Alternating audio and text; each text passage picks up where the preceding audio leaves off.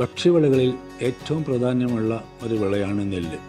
കേരളത്തെ സംബന്ധിച്ചിടത്തോളം മലനാട്, ഇടനാട്, തീരപ്രദേശം എന്ന 3 ഭൂപ്രകൃതിയിൽ ഇടനാടൻ കുന്നിൻ പ്രദേശങ്ങളിൽ 2 വിളകളായിട്ടും തീരപ്രദേശങ്ങളിൽ 1 വിളയായിട്ടും മലയോര മേഖലയിൽ ചിലയിടങ്ങളിൽ 1 വിളയായിട്ടും കൃഷി ചെയ്യുന്ന ഏറ്റവും പ്രധാനപ്പെട്ട ഒരു ഭക്ഷ്യവിളയാണ് നെല്ല്. പക്ഷേ കേരളത്തിൽ ഏതാണ്ട് 3000 മില്ലിമീറ്ററിലധികം മഴ ലഭിക്കുമ്പോൾ മണ്ണൊലിപ്പിലൂടെ തന്നെ ഒട്ടനവധി ചെടികൾക്ക് ആവശ്യമായിട്ടുള്ള മൂലകങ്ങൾ നഷ്ടപ്പെടുന്നു. അതിൽ പ്രധാനമായിട്ടും നമ്മുടെ ഈ പറയുന്ന വളപ്രയോഗത്തിൽ നൈട്രജൻ ആയിക്കോട്ടെ, ഫോസ്ഫറസ് ആയിക്കോട്ടെ, പൊട്ടാഷ്, കാൽഷ്യം, മഗ്നീഷ്യം, സിലിക്കൺ എന്നീ മൂലകങ്ങൾ മഴവെള്ളത്തിലൂടെ നഷ്ടപ്പെട്ടു പോകുമ്പോൾ നെൽകൃഷി എന്ന് പറയുന്നത്, അല്ലെങ്കിൽ നെൽച്ചെടി എന്ന് പറയുന്നത് 90 ദിവസം മുതൽ 160 ദിവസം വരെ വിളദൈർഘ്യമുള്ള വ്യത്യസ്ത ഇനം വിത്തുകൾ ആണ് നമ്മുടെ പാടശേഖരങ്ങളിൽ കൃഷി ചെയ്യുന്നത്. അതുകൊണ്ട് തന്നെ ആ ചുരുങ്ങിയ കാലഘട്ടത്തിൽ പരമാവധി ഉൽപ്പാദനം കിട്ടണമെങ്കിൽ നമ്മൾ ചെയ്യുന്ന വളത്തിൻ്റെ കാര്യക്ഷമത കൃത്യമായിട്ട് ചെടിക്ക് ലഭ്യമാകണം.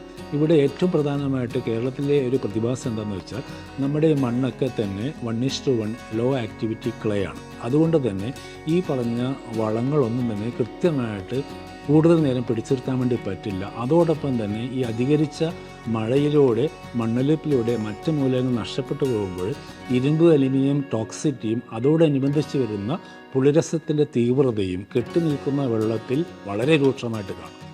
ഇതോടൊപ്പം ചേർത്ത് കാണേണ്ടുന്ന മറ്റൊരു പ്രശ്നമാണ് മണ്ണിൻ്റെ അടിത്തട്ടിൽ നിന്നും മുകളിലോട്ട് ഊർന്നു വരുന്ന അമ്ലത്വത്തിൻ്റെ തീവ്രത. ഇത് കൂടുതലായിട്ടും കോൾ നിലങ്ങളിലാണ് സാധാരണയായിട്ട് കണ്ടുവരുന്നത്. മണ്ണിലെ അമ്ലത്വം പരിശോധിക്കാനായിട്ട് ഇന്ന് നിലവിലുള്ള രീതി എന്ന് വെച്ചാൽ മണ്ണിൻ്റെ pH സൂചിക മനസ്സിലാക്കുക എന്നതാണ്. pH സൂചിക നമ്മുടെ 5-ൽ താഴെയാണെങ്കിൽ അത് അതിരൂക്ഷമായിട്ടുള്ള പുളിരസമാണ്.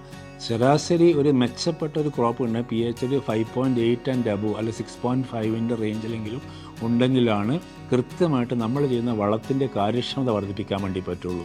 നമ്മുടെ പാടം ഒരുക്കി കഴിഞ്ഞ് കഴിഞ്ഞാൽ ഇതിൻ്റെ മുകളിൽ ഒരു ചുവന്ന നിറത്തിലുള്ള ചെമ്പാട് ഇങ്ങനെ വെള്ളത്തിൻ്റെ മുകളിൽ പടർന്നിരിക്കുന്നതായി കാണാൻ വേണ്ടി സാധിക്കും.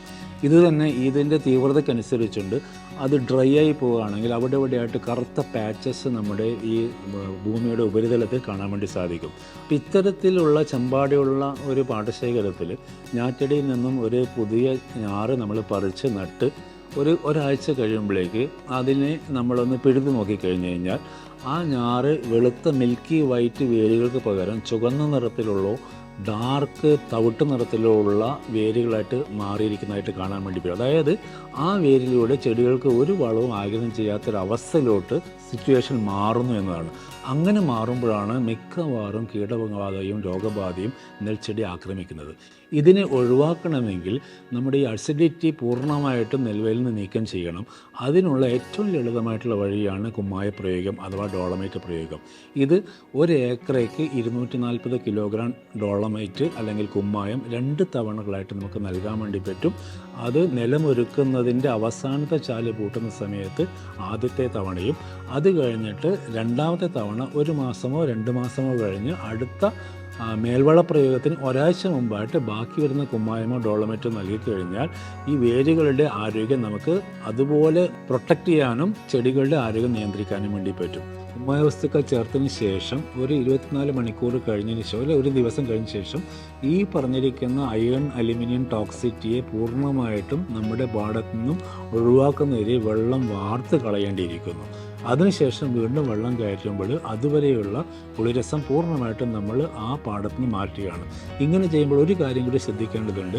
നമ്മുടെ കണ്ടത്തിലുള്ള പുളിരസം തൊട്ടടുത്ത കണ്ടത്തിലൂടെ പോകാതെ ഒരു കോമൺ ചാനലിലൂടെ പോകുന്ന തരത്തിലുള്ള ഡ്രെയിനേജ് സംവിധാനം ഓരോ പാടശേഖരത്തിലും ഉണ്ടാവേണ്ടതും ആ ഡ്രെയിനേജിലേക്ക് തന്നെ വെള്ളത്തെ വാർത്തു കളയാനുള്ള സംവിധാനവും അടിസ്ഥാന സൗകര്യ വികസനത്തിൽ ഓരോ പാടശേഖരത്തിലും നിർബന്ധമായിട്ടും ഉണ്ടാകേണ്ടതാണ്.